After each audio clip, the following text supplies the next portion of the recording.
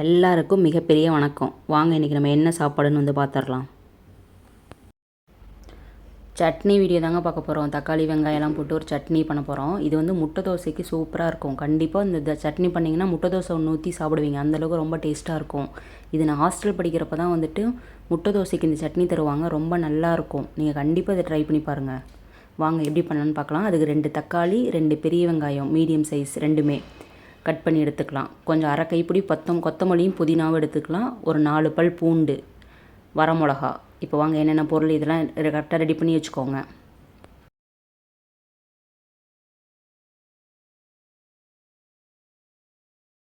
இப்போ வந்து அடுப்பு பற்ற வச்சுட்டு அடுப்பு மேலே வடை வச்சுக்கலாம். வடை வச்சுட்டு இப்போ தேவையான அளவு எண்ணெய் சேர்த்துக்கலாம். இந்த எண்ணெய் வந்துட்டு நீங்கள் சமைக்கிற எண்ணெய் எந்த எண்ணெய்னுமோ சேர்த்துக்கோங்க. நான் கல்லெண்ணெய் 1 ஸ்பூன் சேர்த்துருக்கேன். 1 ஸ்பூன் மட்டும் இப்போ சேருங்க. அப்புறம் தாளிக்கிறப்ப வேறு 1 ஸ்பூன் சேர்ப்போம்.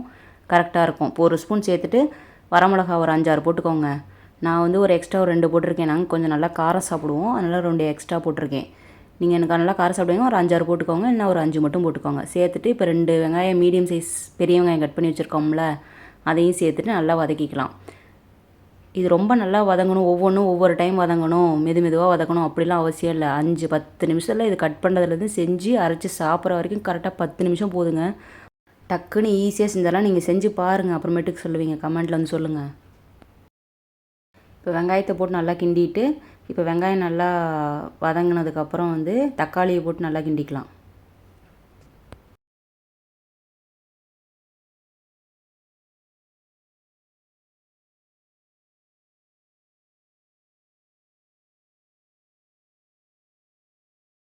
இப்போ தக்காளி ஒரு நிமிஷத்தில் நல்லா வதங்கிடுங்க. வதங்கிட்டு தண்ணி லைட்டாக வர ஆரம்பிச்சிடும்.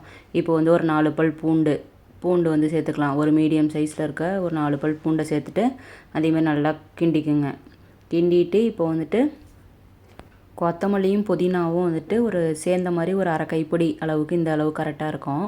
இது நம்ம வாசனைக்கு தான் போடுறோம். வாசனை சூப்பராக இருக்கும். இப்போ கொத்தமல்லி மட்டும் இருக்குனாலும் கொத்தமல்லி தழை மட்டும் போடுங்க. இல்லை புதினா தழை மட்டும் இருக்குனாலும் புதினா தழை மட்டும் போடுங்க. இல்லை ரெண்டுமே இருக்குனாலும் ரெண்டுமே போடுங்க. ஆனால் கொத்தமல்லி தழை மட்டும் போட்டால் எங்கள் வீட்டுக்காரருக்கு ரொம்ப பிடிக்கும். புதினா தழை அது ஒரு வாசனை சூப்பராக இருக்கும். இப்போ புதினா தழைனா எனக்கு போட்டால் தான் ரொம்ப பிடிக்கும். அதனால் நான் 2 கலந்து போட்டிருக்கேன். இப்போ வந்து உப்பு தேவையான அளவு சேர்த்துட்டு நல்லா கலந்துட்டு தண்ணி பாருங்கள் இந்த மாதிரி பிரிஞ்சு வந்துடும். இதில் எல்லோரும் ஒவ்வொரு நிமிஷம் வதங்குவாங்க. வதங்கினதுக்கப்புறம் இப்போ மிக்சியில் போட்டு நல்லா அரைச்சி எடுத்துகிட்டு வந்துடலாம். அவ்வளோதாங்க. சூப்பரான கலந்த எல்லாத்தையும் போட்டு கலந்து வச்ச சட்னி வந்து ரொம்ப சூப்பராக ரெடி ஆயிடுச்சு. இது கண்டிப்பாக நீங்கள் ட்ரை பண்ணி பாருங்கள். பாய்.